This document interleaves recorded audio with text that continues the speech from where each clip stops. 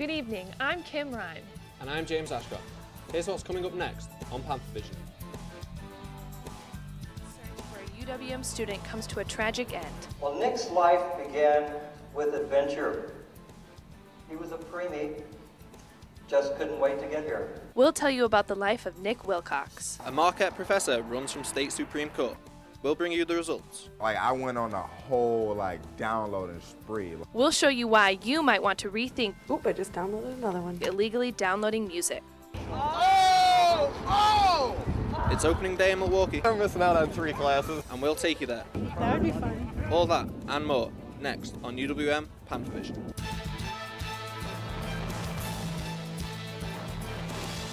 From the University of Wisconsin, UWM Panthervision. A weekly newscast reported, written, and produced by students in the Department of Journalism and Mass Communication.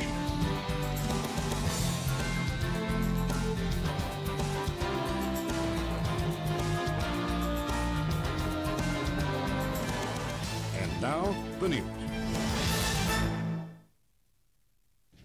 Good evening.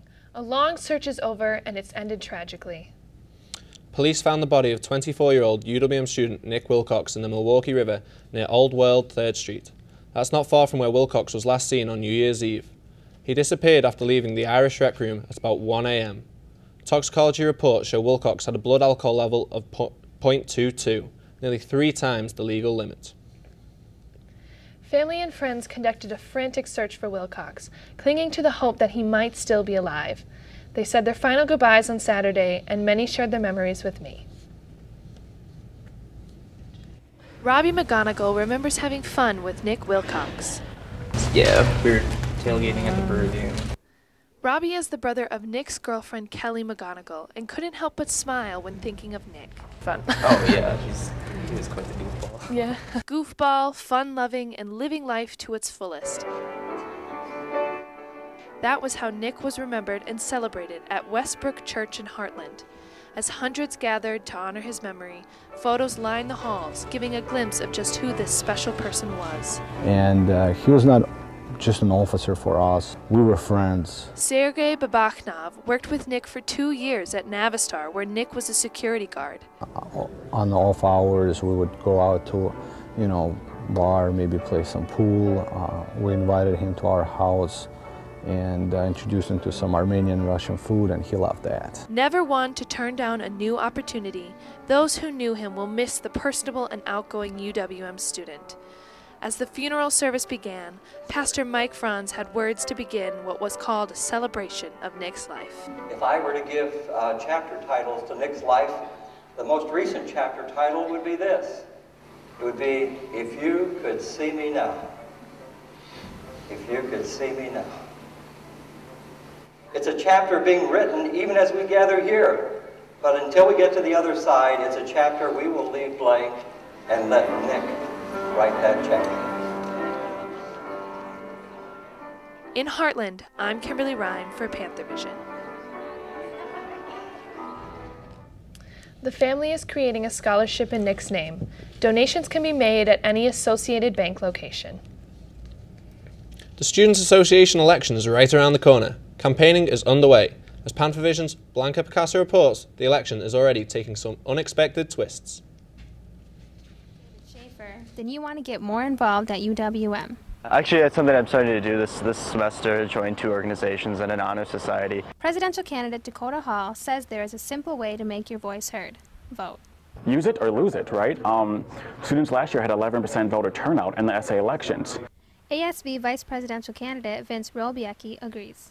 If you're not willing to work with the government on your campus to help achieve things, then you're not really doing your job as a student. Students agreed. Achieving change on campus is what UWM needs. No more corruption, man. I feel like every other president is corrupt or has to leave office. ASB presidential candidate Nathan Uwibel wants to use money to involve students. We're running on being good stewards of the student money and shared governance and what shared governance can do for schools. Many students don't know about SA or the election. I've been reading my emails, I guess. But other than that, I don't really know anything. Vice President candidate Harold Luther wants to change that. I want to directly make sure that students are knowledgeable when they walk in the door and become a Panther. Luther and his presidential running mate, Dakota Hall, were originally running under the party name People of Change, but issues of student senate attendance prevented their approval. There was no quorum. More problems arose when Hall was taken off the ballot and forced to run as a write-in candidate. I was told that I am disqualified as a candidate for the presidential election because of a 6-month requirement. The disqualification isn't stopping him. It is unfortunate, but it shows that change needs to happen. In Milwaukee, I'm Blanca Picasso for Panthervision. For now, the election is still scheduled for April 9th through 11th. A Marquette law professor has lost his bid to be in the state Supreme Court. Ed Fallone lost to incumbent Patience Roggensack by a margin of 57 to 43%.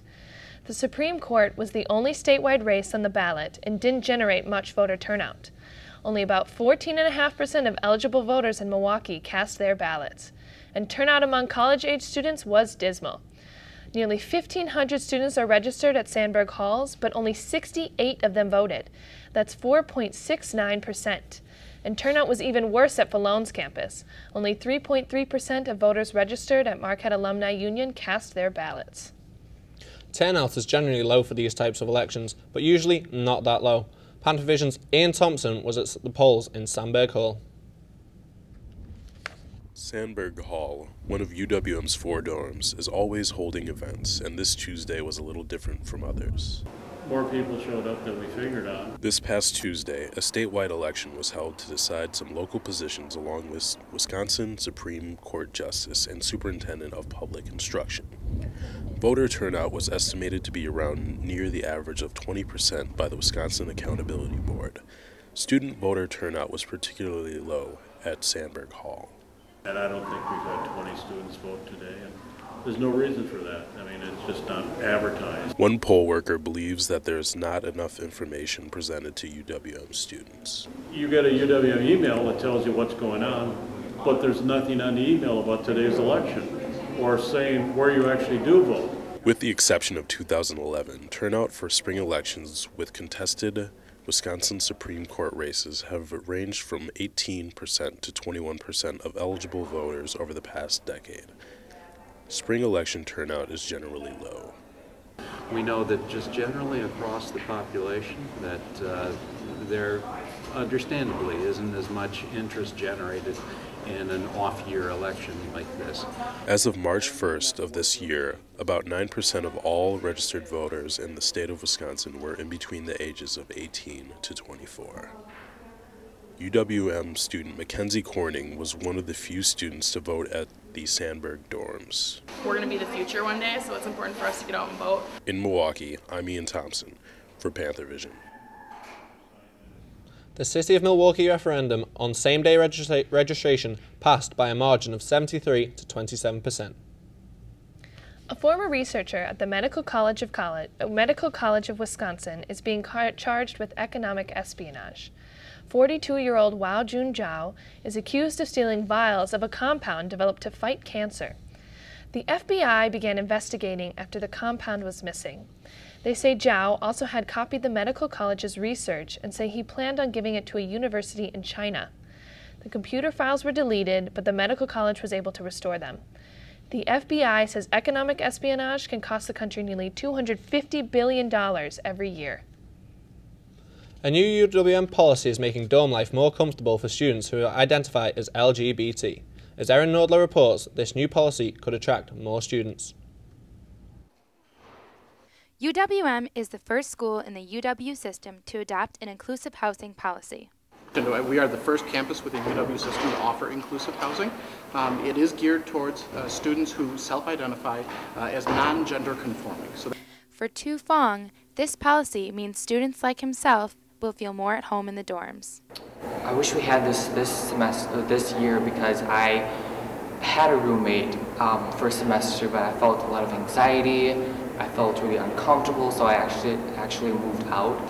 According to students and staff, this policy is meant to spark a more LGBT inclusive atmosphere all over campus. We're just in the process of now working to establish a policy where any renovations, remodeling, any building projects would really seek to engage the architects in talking about innovative and inclusive design practices. Jennifer says some parts of campus have already adopted gender-inclusive facilities. And so we'd rather, we've moved it to talking about it being an inclusive restroom or an inclusive facility. You shouldn't feel like you have to hide who you are. You should be who you are, live in a space where you can completely be yourself. So far, Jennifer says prospective students have been very interested in the new policy.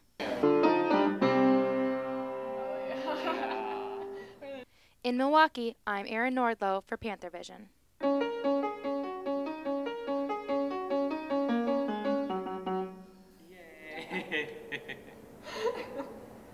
Students can confidentially inquire about inclusive housing by emailing inclusivehousing@uwm.edu or visiting the LGBT Resource Centre. Coming up after the break, a big-name comedian brings the laughs to the UWM campus. And a controversial new policy you should know about before you click that download button. All of that and more when Panthervision returns.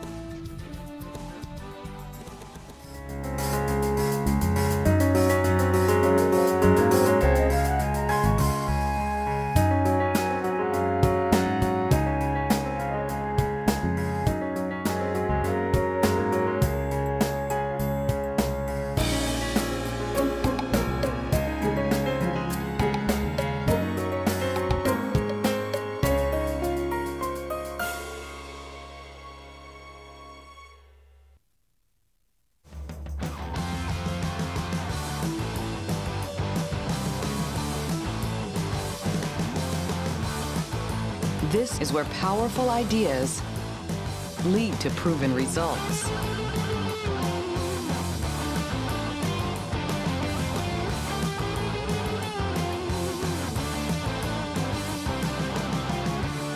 This is where you belong.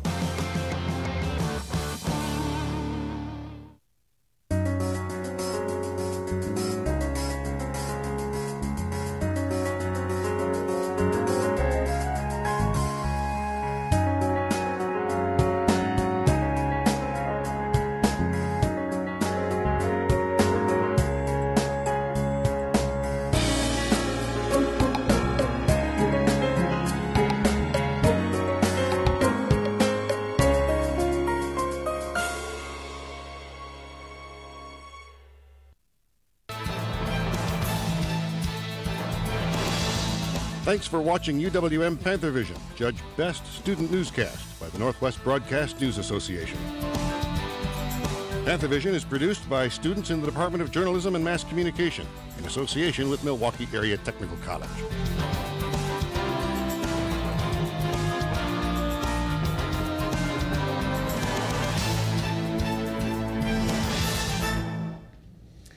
You might want to be careful next time you're downloading music. A new policy is designed to prevent users from illegally downloading copyrighted material. Robert White has the story. Simeon Robinson used to download a lot of music from file sharing services. Periodically, you know, once when I hear a nice tune or a nice track that comes out and I feel as though like I gotta get it, then yeah, I gotta get it. So many that he would have plenty to listen to. We have a crazy story. So I went on a whole downloading spree. I mean, Torrent and I were married that day, and for real, I downloaded at least maybe 30 albums.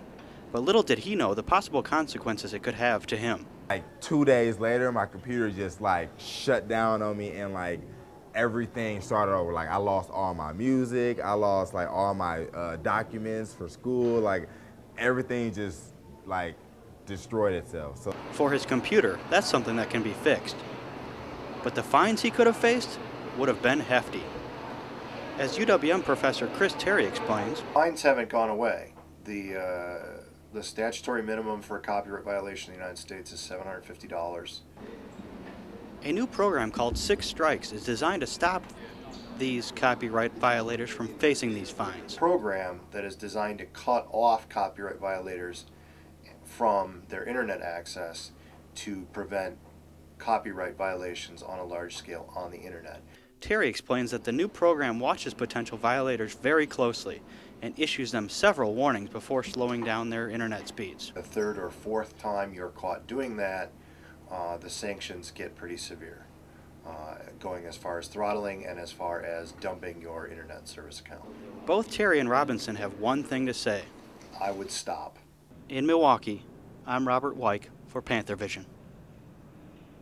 Time Warner, which is the major cable carrier in Milwaukee, is one of the companies that will adopt the six-strike policy. We've all filled out Scantrons and had tests graded by computers, but one nonprofit enterprise is taking it a step further. A firm founded by Harvard and MIT is offering free software that grades essay exams. The software reads the exams, grades them, and they give students an opportunity to improve their answers. Not everyone is sold, though many say the software disregards the human element. One opponent has drawn national attention by putting together nonsensical essays that fooled software programs into giving high grades. Pony Parks meet Klotchkey Rec.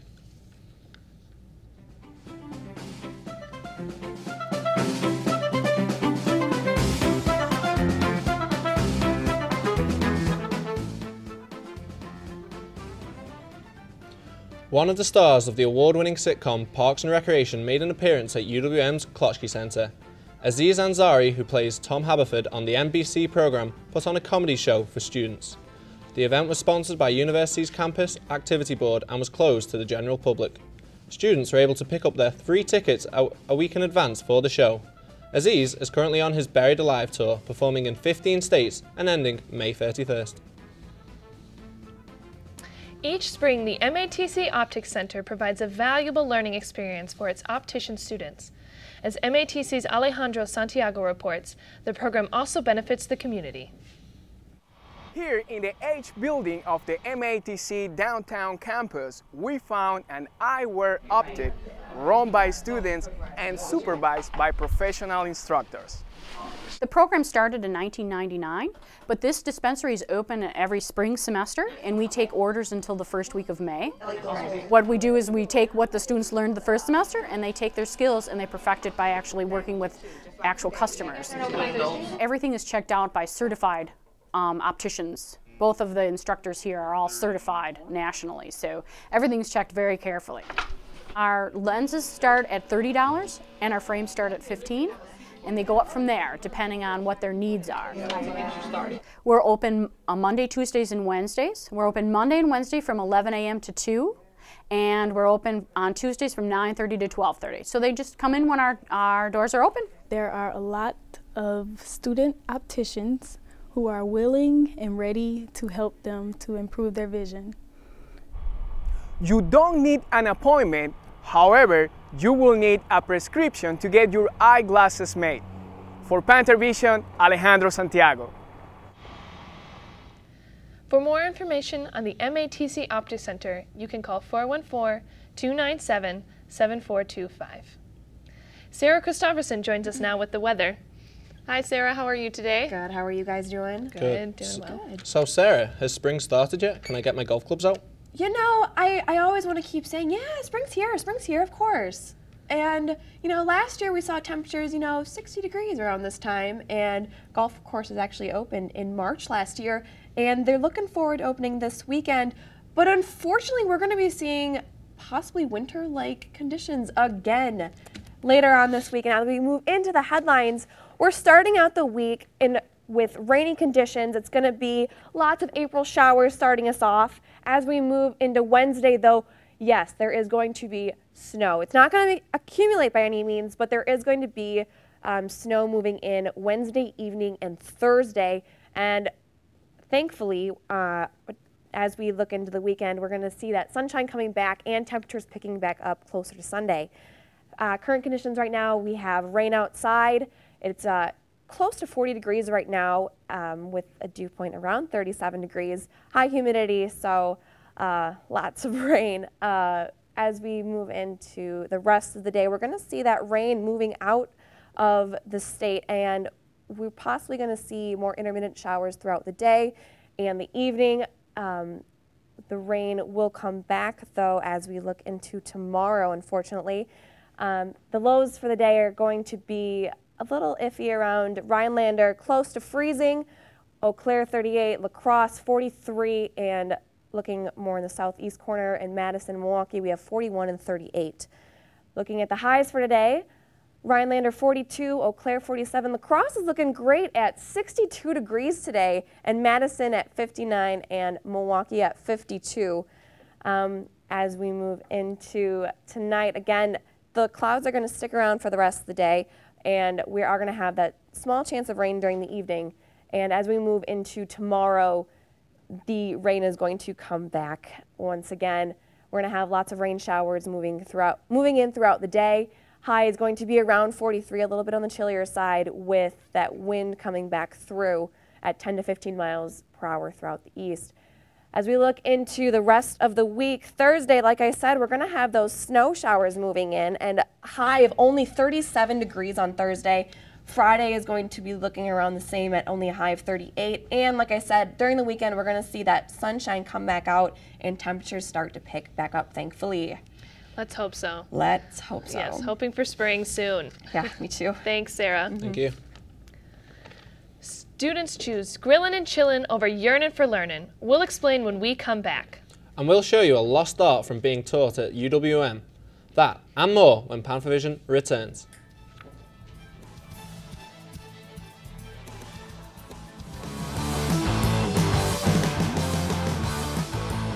This is where powerful ideas lead to proven results.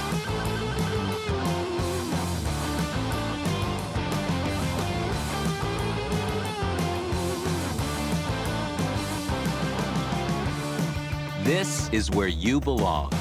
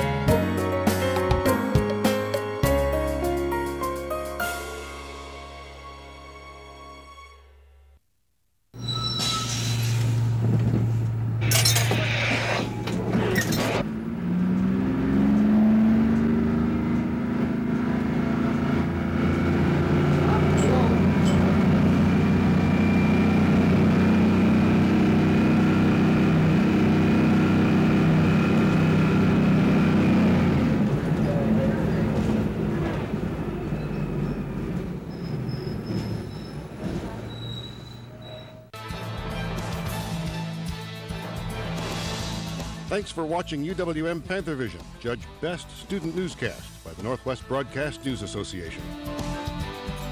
Panthervision is produced by students in the Department of Journalism and Mass Communication in association with Milwaukee Area Technical College.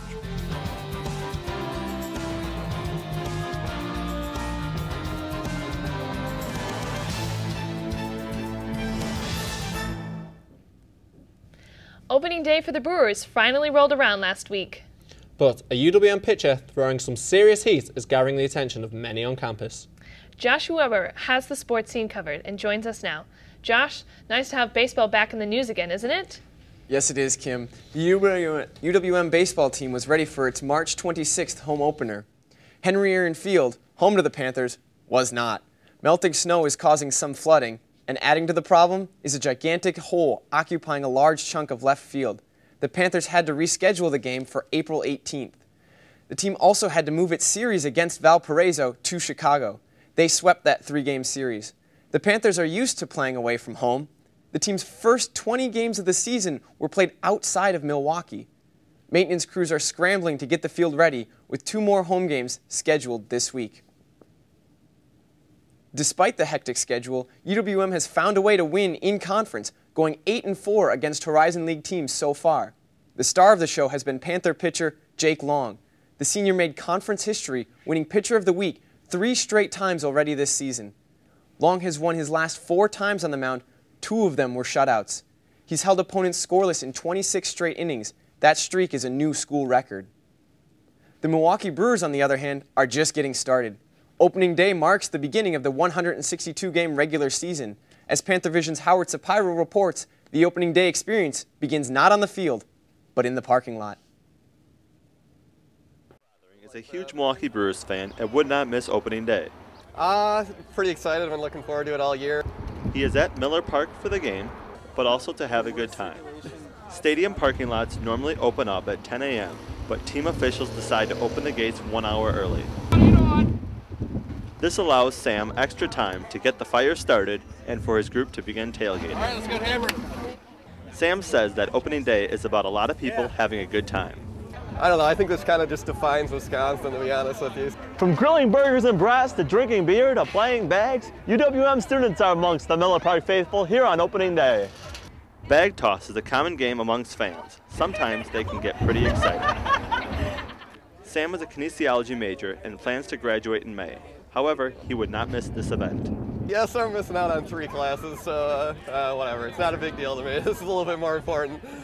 UWM graduate student Heather Keller is just trying to survive the cold April morning. I feel like I look like a marshmallow. I got so many layers on. She moved to Milwaukee 3.5 years ago, and this is her first opening day game. I'm really excited for tailgating, and I'm also really excited to see the Brewers win. And that they did. 5-4 over the Rockies in 10 innings. But opening day is more than just about the final score. It's about college students like Sam socializing and having fun. In Milwaukee, I'm Howard Sapiro for Panthervision.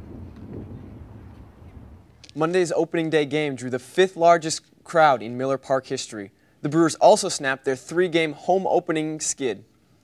The UWM swimming star Emily McClellan is racking up the awards. McClellan has been practicing long after the team finished its season, because she was the only Horizon League female swimmer to qualify for the NCAA national competition. McClellan posted season best times in all 3 of her NCAA events. Her best finish was 10th place in the 100-meter breaststroke. The junior was named Honorable All-American in that event, as well as the 200-meter breaststroke. The UWM women's tennis team went 1-1 this weekend at home, bringing their overall record to 10-8 with a 3-2 record in league play. Senior Brittany Skemp was the latest to reach a career milestone. Skemp recently won her 50th career singles match. That's all for sports. Back to you, Kim and James. Thanks, Josh. The UWM Chemistry Department gets all of their specialty beakers and test tubes made right on campus. They come from the school's very own glass shop, and as Panthervision's Yulin found out, it's a family trade that may not last much longer. Neil Coffey's father first trained him glass blowing when he was 15 years old. I'm a second-generation glass blower. My father's a glass blower. He's retired now, but he did scientific glass blowing for over 25 years. Coffey graduated from a university which is the only school offering scientific glass blowing in the country. It's called Salem Community College, and it's in a small town called Carneys Point, New Jersey. Coffey teaches chemistry 798, scientific glass blowing at UW Milwaukee. The graphite tool comes in real handy as I can modify the hole. The class is about techniques in design and maintenance of scientific glassware. I'm going to use a technique called fire cutting. So I'm going to heat a spot on the glass here. I'm just going to pull it until it separates. It is hard to find a job in glassblowing field nowadays, and Coffey may not teach his son glassblowing. The scientific glassblowing field is not looking very hopeful, unfortunately. According to Bureau of Labor Statistics 2010 wage data, the total national employment is 32,250. As glassblowers are retiring, they're not renewing those positions. In coming decades, the future glassblowing is up in the air, but Coffey will keep working. In Milwaukee, I'm Yulin for Panthervision. Neil has 23 years of glassblowing experience and has been working at UWM for about 7 years. Thank you for joining us tonight. You can watch us on Time Warner Channel 14 and AT&T UVerse Channel 99 at 5 o'clock on Wednesdays and Fridays. Have a great week.